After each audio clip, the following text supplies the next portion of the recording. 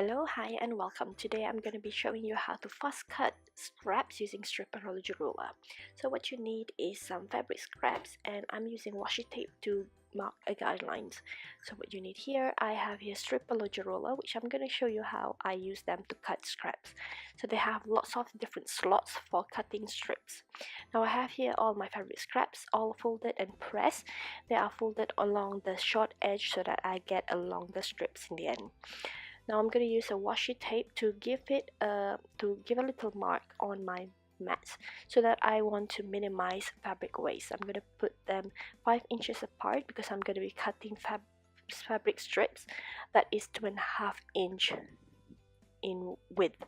So 5 inches is the line that I'm sure that I'm going to be cutting this. I'm not going to put like 2.5 inch just because this is just a marking line. So now I'm going to place my first biggest fabric at the back, and this is going to be aligned with the horizontal line on the mat, and I'm going to place another one on top just to stack cover it, and they are going to be different sizes. I'm just going to place them using the guidance of the washi tape to minimize the fabric waste. Now I know that this is going to be the cutting line, so I'm placing them along those cutting lines to minimize the waste. Now I may adjust this at the beginning, so this is how I adjust mine.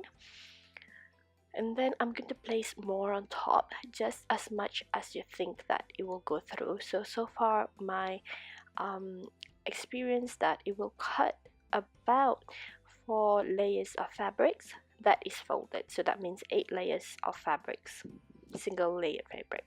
So I'm going to place that, and if you have a larger one, you make sure you fold them and it's still within the area of the Stripology Ruler. If you have some that has the edges, make sure that the edges are going to be cut off away. So using again the same thing, you're going to be using the washi tape as a guideline.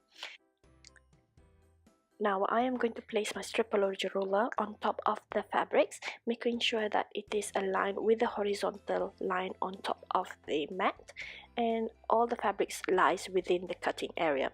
It's best to use a fresh blade, and I am not using it, so that's why I went ahead and just press it a little bit harder. So that's it. Now you can actually remove them and just have a look at all the cuts that are within less than 2.5 inch, just to make sure that they go into a different set of strips so that you don't get them mixed up in the 2.5 inch strip bin. So all of these ones are actually 2.5 inch because they come from a larger piece of fabrics, and I can then just stack them all up and put them in my scrap basket. So that's it. Repeat and make a dent in your scrap stash.